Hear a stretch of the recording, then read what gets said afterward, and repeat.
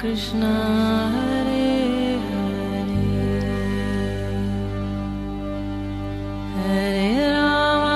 हरे राम राम राम हरे हरे। नमस्कार, रेडियो मानव रचना 107.8 पर मैं हूं सरिता आपके साथ और शुरू हो चुका है कार्यक्रम आत्मदर्शन, जिसमें हम बात करते हैं प्रभु श्री कृष्ण की, उनकी लीलाओं की। बहुत सारी कथाएं प्रसंग हम जानते हैं इस कार्यक्रम में और हमेशा की तरह अपना ज्ञान हमारे साथ बांटने के लिए स्टूडियो में मौजूद हैं रागलेखा दासी जी, चरणाशीष युगाचार्य श्रीमद भक्ति वेदांत नारायण गोस्वामी जी की शिष्या। रागलेखा दासी जी, आपका स्वागत है हमारे स्टूडियो में। हरे कृष्ण। रागलेखा दासी जी, आजकल हम बात कर रहे हैं भागवत पत्रिका के बारे में, जिसमें गुरुदेव हरि कथा का वर्णन जो है चल रहा है और इसके 11वें भाग के बारे में हम बात कर रहे थे, जो है राम कथा। वाल्मीकि जी ने जो लिखी राम कथा, उसका जिक्र चल रहा था और पिछले एपिसोड में आपने हमें बहुत कुछ बताया। तो आज इसी कथा को हम जारी करते हुए आगे आपसे जानना चाहेंगे इसके बारे में। जी तो गुरुदेव ने चर्चा की थी कि कैसे लंका पर विजय प्राप्त कर राम आए और फिर उनका राज्याभिषेक हुआ, फिर वे राजगद्दी पे बैठे। जिस समय से बैठे उस समय से कोई भी स्त्री विधवा नहीं होती थी, कोई भी पिता अपने पुत्र शोक नहीं देखता था और पहले पिता मरते थे फिर पुत्र। सर्वत्र वंश बसंत ऋतु छाई हुई थी, सब अपने अपने वर्ण और आश्रम के धर्म में थे। इस तरह से सभी लोग सुखी थे। 11 वर्षों तक राज्य किया। 11 वर्षों के बाद अंतिम दिनों में किसी प्रकार से जगत जननी सीता जी को वनवास दिया गया। लव कुश का जन्म हुआ और दोनों ने वाल्मीकि ऋषि से विद्या अध्ययन किया। अंत में सीता जी ने किस प्रकार पाताल में प्रवेश किया, ये सब भी गुरुदेव ने बतलाया। जब रामचंद्र जी ने अपने पुत्र लव कुश को देखा, भरत के तथा शत्रुघ्न के पुत्रों को राज्य दे दिया, उस समय काल वहां पर इस प्रकार ब्रह्मा जी और देवताओं की प्रार्थना से श्री कृष्ण प्रकट हुए और जब लीला समाप्त हो गई तो ब्रह्मा जी देवताओं के साथ आए और निवेदन किया कि हम लोगों ने जिस कार्य के लिए प्रार्थना की, आपने अवतीर्ण होकर उसे पूरा कर दिया, अर्थात पृथ्वी का भार दूर कर दिया, धर्म की संस्थापना कर दी, संतों की रक्षा की। अब हम लोगों की प्रार्थना है कि आप सभी स्वधाम को पधारें और पधारते समय हमारे लोग होकर जाएं। इसी प्रकार यहाँ काल अर्थात धर्मराज उपस्थित हुआ। राम जी बोले कि आपसे कुछ एकांत में बात करना चाहता हूँ। हमारी और आपकी बातें कोई न सुन न सके, यदि कोई सुनेगा तो बाधा विघ्न डालेगा, तो आप उसको प्राण दंड देंगे। रामचंद्र जी ने इसे स्वीकार किया। अब काल बातचीत करने लगा। देवताओं की प्रार्थना से आपने जगत में अवतीर्ण होकर भूभार हरण किया, धर्म की स्थापना की, संतों की रक्षा की, आपका कार्य पूर्ण हो गया। अब आपसे निवेदन है कि आप अपने धाम, अपने साकेत धाम को लौट गए। अभी ये बातचीत चल रही थी, तभी भगवत इच्छा से वहाँ दुर्वासा ऋषि पहुंचे। लक्ष्मण जी से बोले, मैं राम जी से भेंट करना चाहता हूँ। लक्ष्मण जी ने कहा कि आप अभी कुछ देर विश्राम लीजिए, उसके बाद राम जी के आदेश मिलते ही आपको उनसे मिला दूंगी। सुनकर दुर्वासा जी बोले, नहीं, मैं एक मुहूर्त भी नहीं सह सकता। अभी यदि तुम मुझसे राम जी से नहीं मिलाओगे, मैं और तुम्हारे संपूर्ण अयोध्या नगरी को जलाकर राख कर दूंगा। लक्ष्मण जी ने सुनकर सोचा कि ये तो बड़ी विचित्र बात है, मैं ही क्यों ना मर जाऊं, अयोध्या नगरी क्यों जल जाए। ऐसा सोचकर वे राम जी के निकट गए और राम बोले, अरे तुम अंदर आ गए, ये तो उचित नहीं हुआ। हमने प्रतिज्ञा की है कि यदि कोई अंदर आएगा तो हम उसे मार डालेंगे। लक्ष्मण जी ने यह सुनकर कहा, मैंने सोचा कि हमारी अयोध्या नगरी क्यों जल जाएगी, अच्छा है मैं जल जाऊं। फिर मैं अंदर आ गया। दुर्वासा जी आए हैं और कह रहे हैं कि मुझे अभी राम से मिलना है और नहीं मिलवाओगे तो मैं सारी अयोध्या नगरी, राम लक्ष्मण, तुम्हारे सारे वंश को ध्वंस कर दूंगा। फिर मैंने सोचा अकेले मैं क्यों ना मर जाऊं, आप मेरी हत्या कर देंगे, इसलिए मैं स्वयं ही आ गया। राम जी ने कहा, भाई को मैं मार नहीं सकता क्योंकि मैं तुम्हें आजीवन त्याग किया है। मैंने ये भी एक लीला है, जैसे कृष्ण ने परिवार को योग माया से अर्थात हृदय से ध्वंस कर दिया, वास्तव में कुछ नहीं किया, अपने गोलोक वैकुंठ से ले गए। इसी प्रकार राम जी ने लीला को भी दुर्वासा को उन्होंने ही बुलवाया। अब वे स्वधाम में जाना चाहते हैं, इसलिए लक्ष्मण से बोले, तुमने अच्छा काम नहीं किया, जीवन भर के लिए तुम्हें त्याग करता हूँ। लक्ष्मण जी बोले, अच्छी बात है। लक्ष्मण जी सरयू में गए, पानी में प्राणायाम योग लगाकर समाधिस्थ हो गए। उनके शरीर से बड़ा भारी सर्प निकलकर अंतर्धान हो गया। अर्थात लक्ष्मण जी राम से पहले अयोध्या धाम साकेत में पहुंच गए। के बाद श्री राम लक्ष्मण जी का वियोग सहन नहीं कर पाए। उन्होंने अयोध्या वासियों को खबर दी कि मैं अब सरयू में जाकर शरीर को छोड़कर चला जाऊंगा, जिसको चाट जाना है वह आ जाए। तो सुनकर अयोध्या के जितने नर नारी थे वे सभी अपने बच्चों को छोड़कर उनके पीछे पीछे चल दिए। सरयू के गोपतार घाट तिरुभाव के स्थान पर जाकर सरयू में प्रवेश किया। प्रवेश करते ही अपने इसी रूप में स्वधाम को चले गए और उनके साथ जितने भी लोग आए थे धीरे धीरे करके सभी चले गए और साकेत धाम में राम के साथ मिले। इस प्रकार से राम की करुणामय लीला समाप्त हुई। इसके बाद वाल्मीकि जी ने रामायण लिखा था। इसी के आधार पर बहुत से रामायण लिखे गए। उनमें से रामचरितमानस एक है। जब तक गंगा यमुना की धारा बहती रहेगी तब तक लोग रामायण का गान करते रहेंगे। रामायण का श्रवण करते हुए जिनकी आंखों से एक बूंद भी आंसू गिर जाएगा वह भव सागर से तर जाएगा और इसे लीला में उसका प्रवेश हो जाएगा। अब मैं रामचंद्र जी की कुछ शिक्षाओं का वर्णन करूंगा। गुरुदेव कह रहे हैं, मेरी समझ से तो तुलसीदल कृत रामायण श्रीमद् भागवत का हिंदी अनुवाद है। प्रत्येक प्यार छंद दोहा जो कुछ है ऐसा मालूम होता है उसी का अनुवाद है। उसी के आधार पर सिद्धांत वही किंतु रामचंद्र जी का वर्णन किया है। कुछ लोग तुलसीदास जी को नहीं समझते, उनको मायावादी कहते हैं, किंतु यथार्थ बात ये नहीं है। वे भक्ति के संपूर्ण पक्षधर थे और राम जी के एकांतिक उपासक थे। तो तुलसीदास जी वर्णन करते हैं, एक समय रामचंद्र जी अपनी सभा में आए। वशिष्ठ जी को ब्राह्मणों को सभासदों को सारे नगर वासियों को राम सभा में बुलाकर कहने लगे, मैं आप लोगों से कुछ कहना चाहता हूँ। यदि मेरे कहने में कुछ अनीति हो तो आप लोग उसे मत मानिएगा, यदि उसमें कुछ अच्छा लगे तो पालन करना है। बड़े भाग मनुष्य तनुभावा दुर्लभ सब ग्रंथ ही गावा। बड़े भाग्य से मनुष्य जन्म मिला है। देवता लोग भी मनुष्य जन्म को चाहते हैं।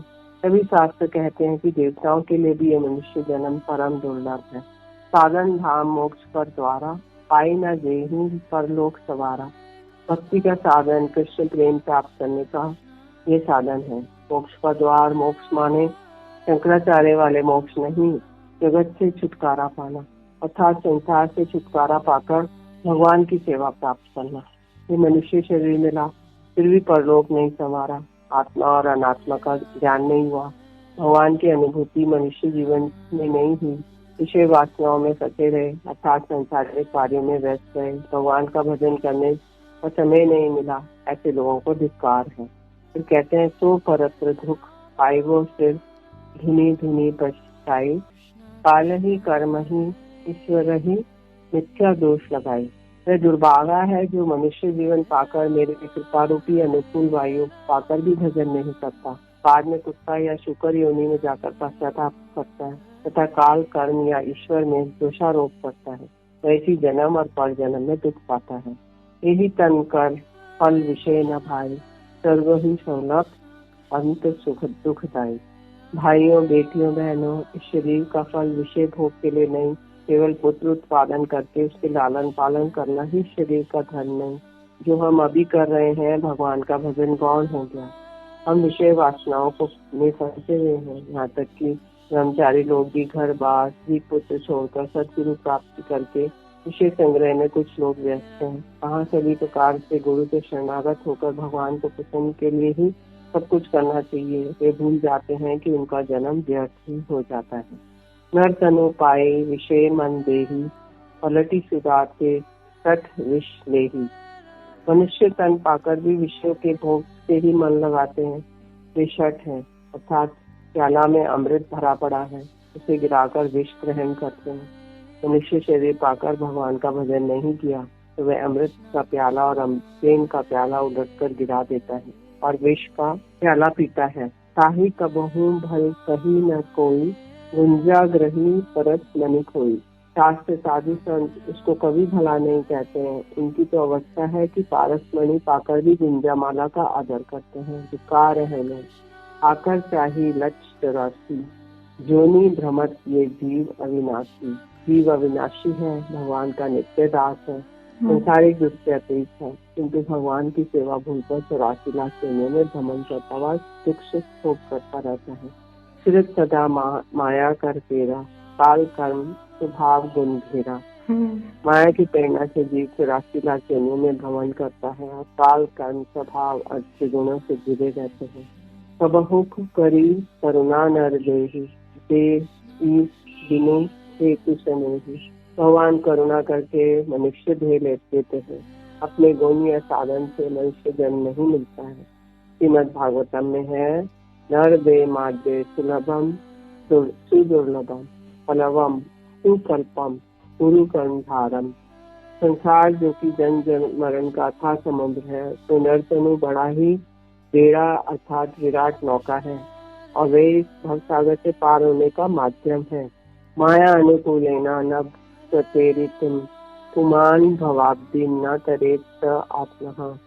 मैं कृपा पूर्वक अनुकूल हवा करने लगता हूँ, अर्थात ऐसे मनुष्य को अपने भक्तों से मिला देता हूँ। उस नाव में कर्णधार गुरु जी है। मनुष्य शरीर, सत्संग और सद्गुरु ये सब दुर्लभ होने पर भी मेरी कृपा से सुलभ हो जाते हैं जी। नर तनु भाव बरदी के हूँ बेरू, सम्मुख मरुत अनुग्रह मेरो। कर्णधान सदगुरु रण नावा, दुर्लभ साज सुलभी हरि पावा। जो न तरे भव सागर नर समाज अस्थाई, तो कृत निंदक मंदमती आत्माहन मती जाई। ऐसा सब कुछ मिल जाने पर जो भजन नहीं करता, गुरु मिल गए, धाम में जन्म मिल गया, साधु संग मिल गया, इतना होने पर यदि भजन नहीं किया तो उसका जीवन व्यर्थ है। ऐसा मौज निंदा के योग्य है। यह अपनी आत्मा को ही समाप्त कर देता है। जी भागवत के श्लोक को भी यही तात्पर्य है। जो परलोक इतिहास सुख चाहिए, सुनी मन वचन हृदय दृढ़ गहू। यदि कोई परलोक में सुख चाहता है तो देखो हमारे वचन को मानो। रामचंद्र जी कह रहे हैं सभा में, सुलभ सुखद मार्ग ये भाई, भगति मोरी पुराण सुखिनाई। मेरी भक्ति उत्तमा भक्ति होनी चाहिए। अन्य अभिलाषिता शून्यम ज्ञान कर्मादि नावतम अनुकूलेन कृष्ण अनुशीलनम भक्ति उत्तमा। ऐसी भक्ति हो, इसके लिए कह रहे हैं, भक्ति सुतंत्र सकल सुख खानी, बिनु सत्संग न पावहि प्राणी। भक्ति कर्म ज्ञान योग के अधीन नहीं है। भक्ति परम स्वतंत्र है। केवल अन्यत्र भाव से देने से भक्ति देवी कृपा करती है। एक बार गरुड़ जी को मोह हो गया। उस समय उनको यह अभिमान दूर करने के लिए शंकर जी ने उनको काकभूषणी जी के पास भेजा। जब वे वहाँ पहुंचे तो काकभूषणी जी उससे कह रहे हैं, सुनो तात ये अकथ कहानी, समझुत बनहि न जाय बखानी। ईश्वर अंश जीव अविनाशी, चेतन अमल सहज सुख राशि। जीव ईश्वर का अंश है, तो इस प्रकार से कहना होगा कि जीव भगवान का विभिन्नांश है, सीधे रूप से भगवान का अंश नहीं। इस प्रकार सूर्य की किरणों में छोटे छोटे अणु परमाणु होते हैं, ऐसे ही भगवान की तटस्था शक्ति में जीव परमाणु के रूप में है। जीव भगवान का नित्य दास है, किंतु चेतन अमर सुख राशि अर्थात चेतन अमर माया से रहित है। सहज भगवान के साथ ही जन्म लेने वाला अर्थात प्रकट होने वाला है, सुख की राशि है। जी, बहुत ही खूबसूरत प्रसंग चल रहा है और राम कथा का वर्णन चल रहा है और बिल्कुल सही कहा गया है कि प्रभु को पाने का जो सरल मार्ग है वो है भक्ति। अगर हम भक्ति में लीन होते हैं तो इस कलयुग में मनुष्य जन्म के रूप में ही हम जो आए हैं वो हमारा एक ऐसा जन्म है जिसमें हम प्रभु की भक्ति करके उसको प्राप्त कर सकते हैं। आगे और भी जानेंगे रागला कदासी जी से बहुत कुछ इस कथा के बारे में, लेकिन सुनते हैं पहले एक प्यारा सा भजन, फिर लौट कर आते हैं। आप जुड़े रहिए रेडियो मानव रचना 107.8 के साथ कार्यक्रम आत्मदर्शन में। Feel good, feel live.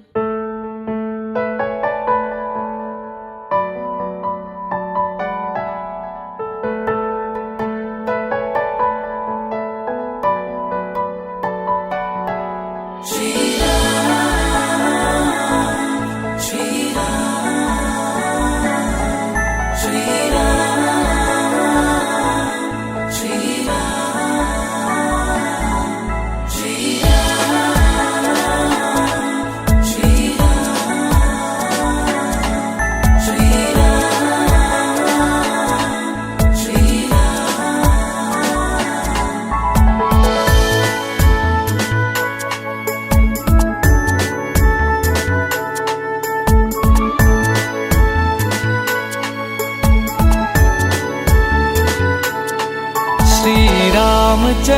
कृपालु भज मन हरण भव भय दारुणम।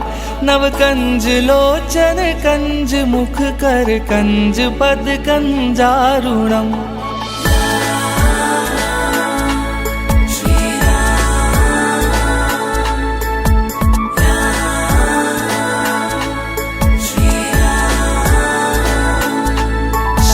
रामचंद्र कृपालु भज मन हरण भव भय दारुणम।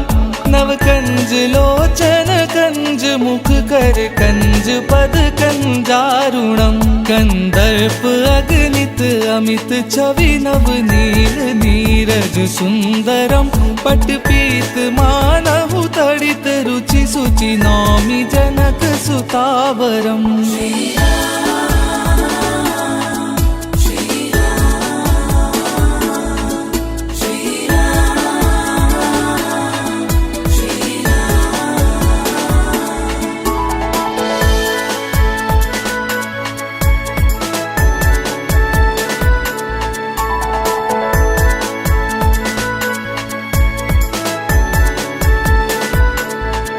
भजु दीन बंधु दिनेश दानव दैत वंश निकंदनम। रघुनंद आनंद कंद कौशल चंद दशरथ नंदनम।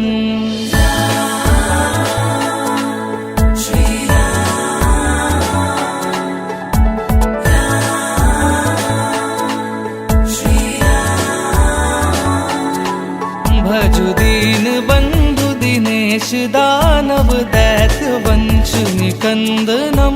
रघुनंद आनंद कंद कौशल चंद दशरथ नंदनम। श्री रामचंद्र कृपालु भज मन हरण भव भय दारुणम। नव कंज लोचन कंज मुख कर कंज पद कंजारुणम।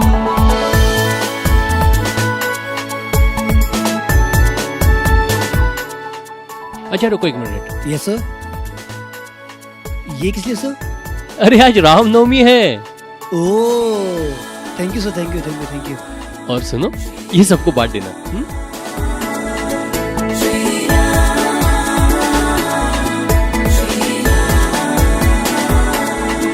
सिर मुकुट कुंडल तिलक चारुदार अंग विभूषणम। अजानु भुज सर चाप धर संग्राम जित खर दूषणम।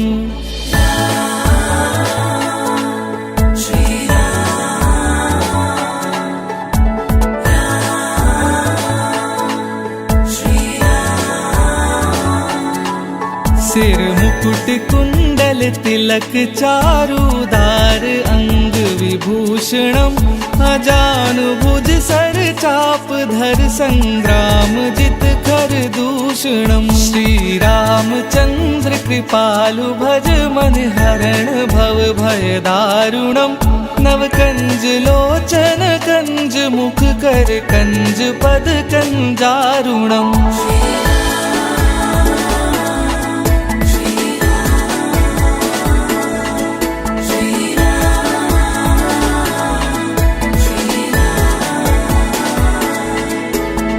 भक्ति तुलसीदास शंकर शेष मुनि मन रंजनम। मम हृदय कंज निवास कुरु कामादि खल दल गंजनम।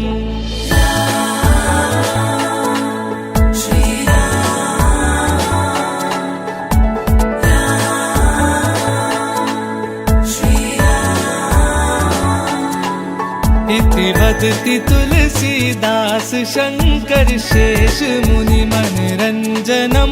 मम हृदय कंज निवास कुरु कामादि खल दल गंजनम। श्री रामचंद्र कृपालु भज मन हरण भव भय दारुणम। नव कंज लोचन कंज मुख कर कंज पद कंजारुणम।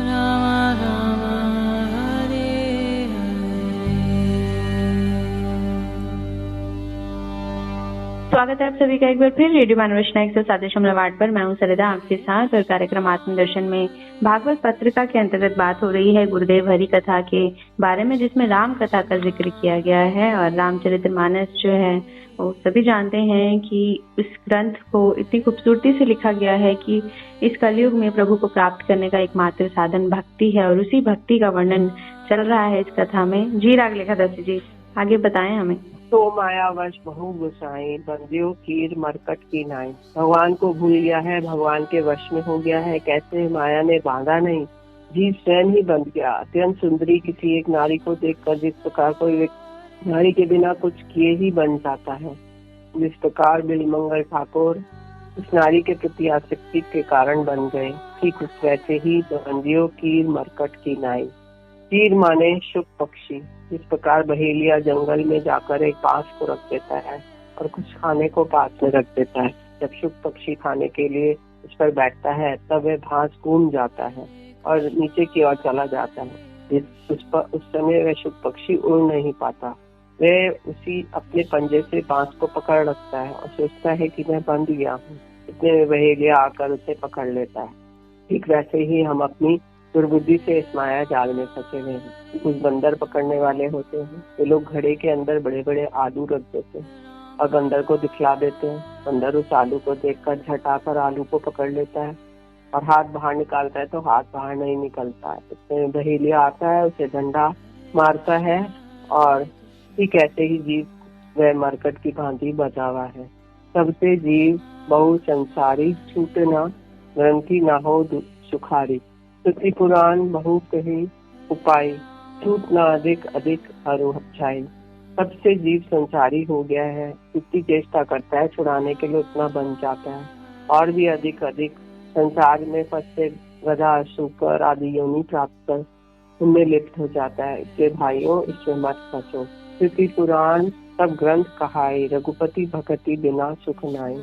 हे गरुड़ जी, श्रुति पुराण वेद उपनिषद भगवान भागवत पुराण रामायण आदि सब ग्रंथ यही कहते हैं कि रघुपति की भक्ति के बिना सुख नहीं है, अर्थात भगवान रामचंद्र और कृष्ण की भक्ति के बिना सुख नहीं है, नहीं है, नहीं है। सभी व्यवस्था में सोचते हैं कि हम सुखी हैं, हम डॉक्टर हैं, हम इंजीनियर हैं, रुपए कमा रहे हैं, परंतु एक दिन बुढ़ापा आएगा, प्रकृति लेकर चलना पड़ेगा, फिर शरीर को छोड़ देना पड़ेगा, फिर परिवार के लोग शमशान पर ले जाकर जला देंगे। बस शरीर की यही गति है। भगवान की भक्ति के बिना हम लोग परलोक कहीं भी सुखी नहीं रह सकते। कमट पीठ जाम ही बरुबारा, बंध्या सूद बरु काहुई मारा। कछुआ की पीठ पे बाल नहीं होते। ये कहते हैं मानो, चलो ये माना जाए यदि, क्योंकि कछुए की पीठ पे बाल होते हैं, जबकि नहीं होते कभी भी। बांझ के पुत्र को कौन मार सकता है? ये तो पुत्र है ही नहीं, तो ये भी असंभव है। और मान लो ये भी संभव हो जाए, कछुए की पीठ पे बाल उगाए और बांझ के पुत्र हो जाए, ये भी संभव हो सकता है। मृग मरीचिका में जल भी मिल जाए। जो राजस्थान में अगर मृग मरीचिका होती है, जो दूर से दिखाई देता है कि गरम बालू है, गरम हवा चल रही है बालू पर, तो मृग मरीचिका उसको कहते हैं। मान लो उसमें जल भी मिल जाए, जल नहीं होता एक्चुअली में बालू ही होती है जी।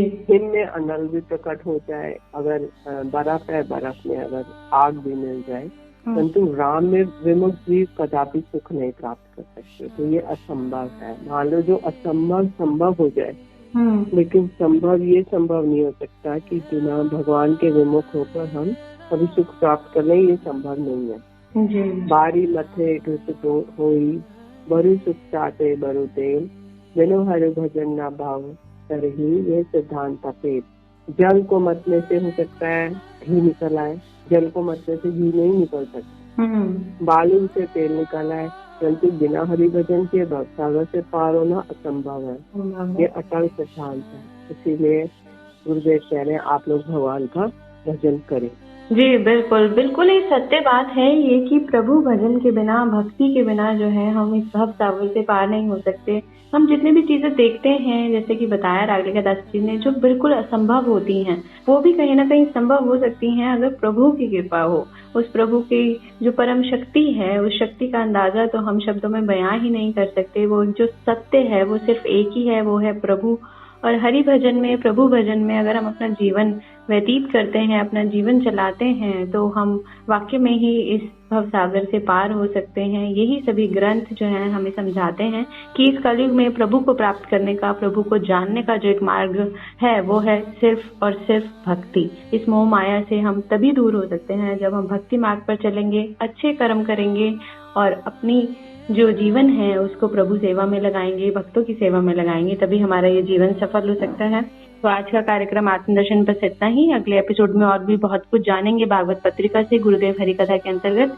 लेकिन आज के लिए रागले कदासी जी आपका बहुत बहुत शुक्रिया हमारे स्टूडियो में आने के लिए। हरे कृष्ण। तो श्रोताओं, आज के लिए हमें दें इजाजत और सुनते रहें रेडियो मानव रचना 107.8 पर आने वाले अन्य कार्यक्रमों को भी। Feel good, feel live.